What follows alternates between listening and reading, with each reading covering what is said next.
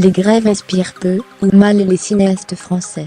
Les mouvements sociaux sont souvent réduits à une dimension comique selon un historien du cinéma.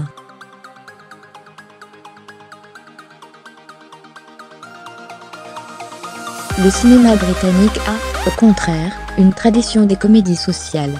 Alors que les Français suivent avec attention l'évolution du mouvement de grève à la SNCF, peut être parti pour durer voire s'étendre à d'autres corps de métier, le cinéma français n'a toujours pas traité les grandes grèves de 1995.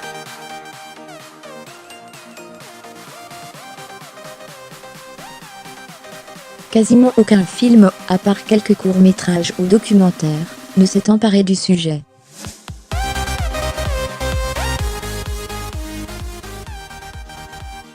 D'ailleurs, ni les grèves en général ni les mouvements sociaux n'inspirent les cinéastes.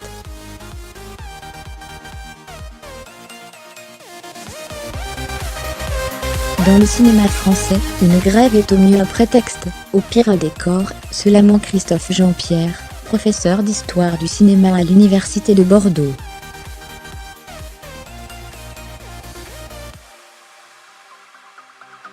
Le spécialiste cite ainsi quelques comédies, comme Le Bonheur est dans le pré ou Potiche, qui mettent en scène des grèves localisées dans de petites usines familiales.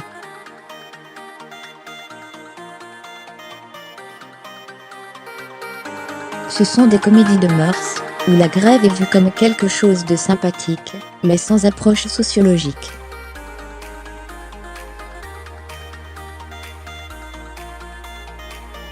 C'est un accident de scénario, un catalyseur à sentiment contraire. Le cinéma français égal social traître. Pour trouver trace d'un film français traitant de manière plus centrale des grèves, il faut creuser un peu plus.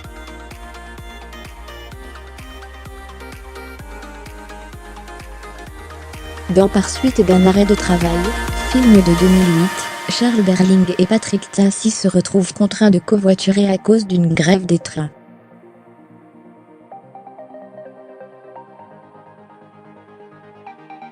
Ce sont deux personnages censés représenter l'ambivalence des Français face au mouvement de grève.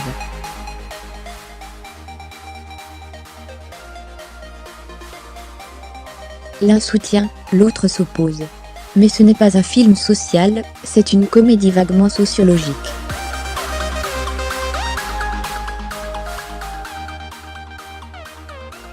La grève sert à dévoiler des personnages, pas à aborder une réalité ni même une problématique sociale.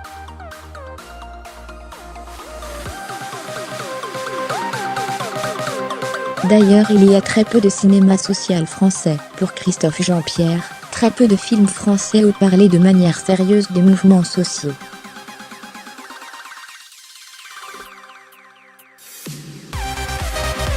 Il y a eu Ressources humaines, qui est presque un documentaire, très précis, très fort, sur une réalité sociale, mais sur toute une histoire familiale entre un père ouvrier et un fils éduqué aux sciences économiques.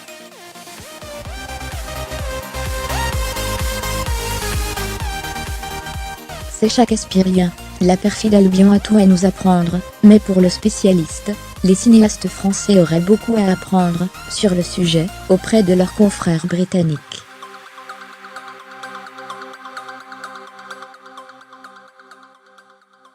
On retient souvent le cinéma social de Ken Loach. Mais au-delà de ce géant, il y a toute une galaxie de films sociaux, notamment des comédies, qui embrassent ces thématiques de manière intelligente comme Pride, qui traite intelligemment des luttes croisées des ouvriers et des homosexuels, Billy Elliot qui porte un regard intime sur le rapport à la grève, et ce qu'elle peut porter de sentiments sublimes, ou en Sexe et Qualité, qui est une vraie belle comédie féministe.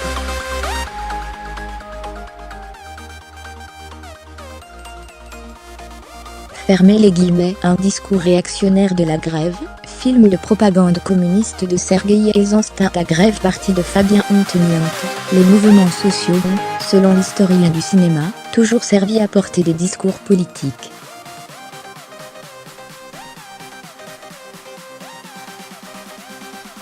En éludant le sujet des grèves, et en n'en faisant qu'un élément mineur de leur scénario, les cinéastes français portent un regard réactionnaire sur la lutte sociale.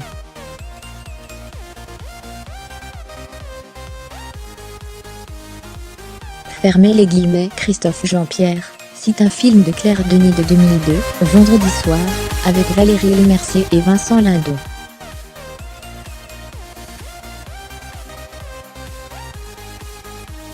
La grève de 1995 sert de décor et de prétexte à une rencontre amoureuse fortuite.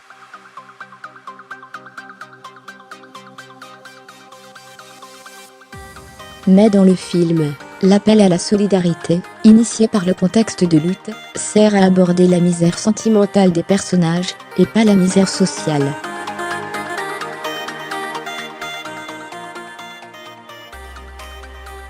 Un cinéaste anglais aurait sans doute réussi à traiter les deux.